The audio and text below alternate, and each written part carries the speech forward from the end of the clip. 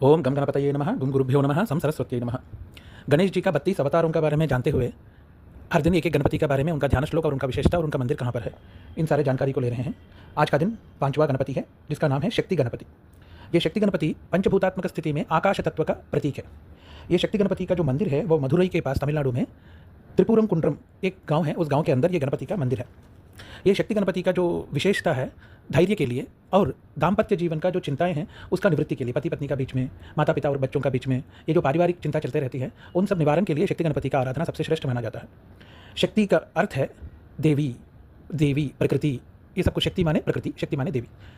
महाभारत में एक जगह व्यास भगवान का श्लोक है, कृते प्रकृतिर्शक्ति ही त्रेतायांतु जानकी द्वापर्यांतु द्रौपदी चैव कलौ शक्तिर्गृहे गृहे, ये कहा जाता है। मतलब कृतयुग में जो शक्ति है वो प्रकृति का रूप में है। तदनंतर राम भगवान का अवतार का जो त्रेता युग है उस वक्त सीता देवी का रूप में शक्ति का अवतार है। उसके अर्थात उसके आगे द्वापर युग जब आया है तब द्रौपदी का रूप में शक्ति है।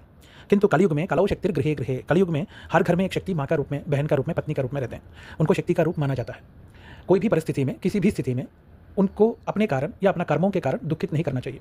घर का स्त्री दुखित है तो उस घर में वृद्धि होना बहुत दुर्लभ हो जाता है। कारण यह है कि दुखित होने के लिए दो कारण होता है। एक है अत्याशा, बहुत ज़्यादा ही ग्रीडीनेस के कारण, बहुत ज़्यादा चाहने के कारण ये दुखित होना वो स्वाभाविक है, उसमें कोई दोष नहीं है। किंतु एक कम से कम का तैयारी भी उनके लिए एक पति या पुत्र या भाई कर नहीं पा रहा है, रक्षा नहीं दे पा रहा है, उसके कारण यदि दुखित है तो उस पति के लिए या उस पुत्र के लिए, उस भाई के लिए वो अच्छा नहीं होता जीवन में। मनुष्यों का जीवन में सबसे बड़ा साथी जो है वो पत्नी होती है, उससे पहले माँ होती है, आजीवन बहन होती है।